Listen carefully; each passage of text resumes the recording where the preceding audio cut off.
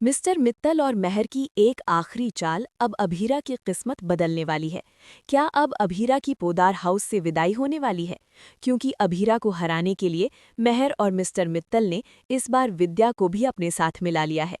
Serial ये रिश्ता क्या कहलाता है का आने वाला एपिसोड बेहद दिलचस्प मोड़ लेने वाला है। विद्या जितनी कोशिश कर रही थी कि अरमान और अभीरा एक दूसरे से दूर हो जाएं, उतना ही किस्मत उन्हें फिर से करीब लाने की कोशिश कर रही है। एक बार फिर ऐसा लग रहा है कि किस्मत इन दोनों को मिलवाने पर तुली हुई है। दरअसल इस बार आर्यन अपनी गर्लफ्रेंड की फैमिली को लेकर पोदार हाउस आने वाला है, लेकिन उसकी गर्लफ्रेंड की फैमिली की सोच काफ़ी अलग है। उन्हें तलाक जैसी चीज़ बिल्कुल भी पसंद नहीं है।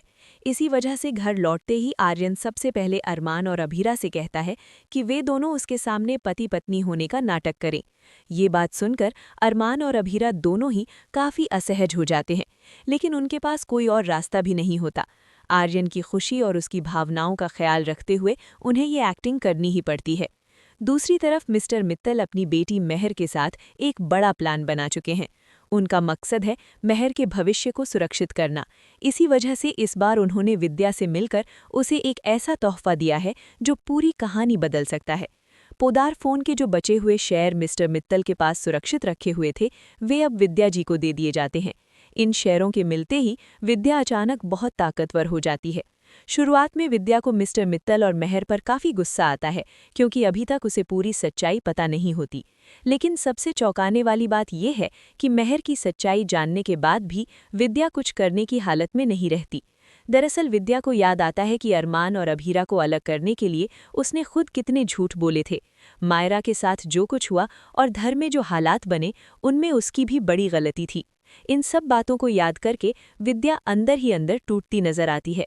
इसी बीच महर मित्तल उसे याद दिलाती है कि अगर उसने गलती की है तो विद्या ने भी अपने बेटे और उसकी पत्नी को अलग करके बहुत बड़ी गलती की है, और अरमान शायद ही कभी अपनी मां को इसके लिए माफ़ कर पाएगा।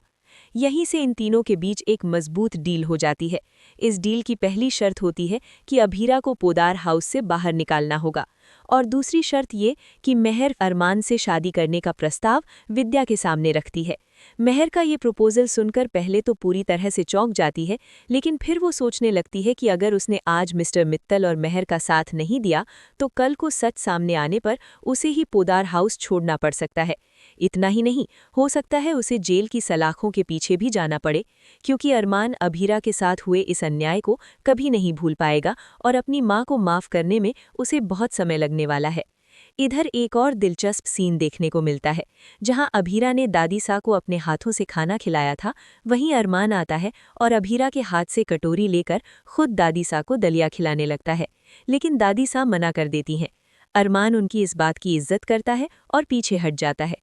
दूसरे सीन में अरमान अभीरा से माफ़ी मांगते हुए नजर आता है, क्योंकि पहले उसने अभीरा के साथ बहुत बुरा व्यवहार किया था, और जब उसकी मां ने अभीरा पर झूठे इल्ज़ाम लगाए तब उसे अपनी गलती का एहसास होता है। अरमान खुद जाकर अभीरा से माफ़ी मांगता है, लेकिन अभीरा का दिल काफ़ी दुख चुका है। वह उससे कहती है कि तुम्हें तो बस मुझे चोट पहुंचाने की आदत है, और फिर बाद में आकर माफ़ी मांगने की। इतना कहकर अभीरा अरमान को वहां से जाने के लिए भी कह देती है। अब सबसे खतरनाक बात यह है कि मिस्टर मित्तल, महर और विद्या तीनों एक हो चुके हैं, और उनका मकसद सिर्फ एक है, विद्या का झूठ छुपाने के लिए अभीरा को पोदार हाउस से हमेशा के लिए बाहर निकाल देना। अब देखना दिलचस्प होगा कि जब दादी सा को होश आएगा तो वो क्या फैसला लेंगी। क्या वो अरमान और अभीरा को एक साथ देखकर खुश होंगी, या फिर अपने टूटे हुए परिवार को देखकर और ज्यादा टूट जाएंगी। आपको क्या लगता है आगे क्या होगा?